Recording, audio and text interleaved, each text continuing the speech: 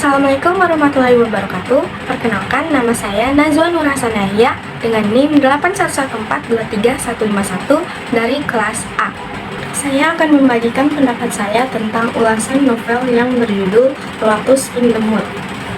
Jenis buku ini ialah fiksi remaja. Pengarang novel ini adalah Anneli. Novel ini diterbitkan oleh Akad dengan tahun terbit 2022. Cetakan pertama pada Agustus 2022. Jumlah halaman ada 496 halaman. Novel ini sebelumnya berbentuk alternate universe yang bisa disingkat dengan AU yang berada di platform Twitter yang mulai ditulis Anneli pada 24 Oktober 2021 dan selesai ditulis pada tanggal 31 Desember 2021. Anneli tidak banyak memperkenalkan dirinya dalam sebuah deskripsi. Ia ingin pembaca mengenalnya dengan tulisan-tulisan yang ia tulis. Novel yang Anneli tulis ini menimbulkan reaksi senang karena adegan-adegan romantis yang ada tidak hanya rasa senang, tetapi ada pula yang terharu dikarenakan adegan yang bisa saja berkaitan dengan membaca. Novel ini merupakan novel tentang perjuangan air mata, persahabatan, dan cinta. Novel ini menceritakan seorang Audin dan Ocean, dua manusia rapuh yang sama-sama menghadapi hidup segelap rumput. Si bunga manis akhirnya tidak lagi terbang sendirian bersama sayapnya yang patah setelah dipertemukan dengan Ocean, lelaki yang bernama Samudra Ocean yang tanpa seorang pun tahu justru tengah tenggelam dalam lautnya sendiri.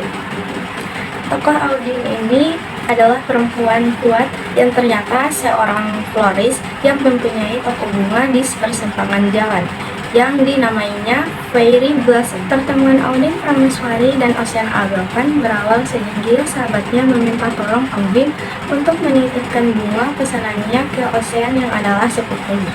Audin sendiri sudah mengenal sosok Ocean, bahkan Audin mengaguminya. Ocean sendiri memang merupakan seorang model yang tampan. Pertemuan mereka berdua dapat dikatakan cukup awkward karena Audin malah kabur buru-buru setelah memberikan bunga titipan dia. Bahkan ia sampai lupa meminta bayaran atas bunga pesanan dia tersebut. Suatu hari Ocean meminta untuk bertemu dengan Audin dengan dalih bahwa ia ingin melihat-lihat bunga. Setelah pertemuan itu, Ocean mulai menghubungi Audin melalui akun bisnisnya dan kemudian ke akun personalnya. Mereka mulai sering bercengkrama meskipun itu masih seputar bunga. Hubungan mereka terus berkembang seiring dengan berjalannya waktu.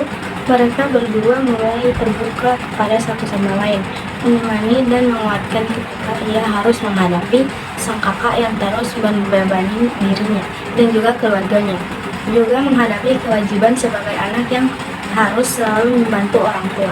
Begitu juga untuk Ocean, tanpa seorang pun tahu, justru sedang tenggelam di dalam lautnya sendiri. Ocean tidak ingin menjadi selebriti. Ia tidak menyukai kepopulerannya. Ia memang menikmati pekerjaannya sebagai model, tetapi tidak menyukai bagaimana perlakuan agensi dengan begitu banyaknya peraturan yang membatasi hidupnya. Audin dan Ocean saling membantu untuk melalui segala masalah yang ada di hadapannya. Mereka sama-sama berjuang untuk melawan rasa insecure yang tumbuh akibat luka yang terukir di tubuh mereka. Bekas luka yang ada di perut Ocean menjadi hal yang merugikannya sebagai seorang model, dan keloid kecil di punggung tangan Audin menjadi simbol atas memori yang kurang baik. Mereka saling menebarkan hal positif kepada satu sama lain. Audin dan Ocean, mereka berdua siap menjadi bukti dari satu pepatah melalui kisah masing-masing yang mereka tulis sampai halaman terakhir.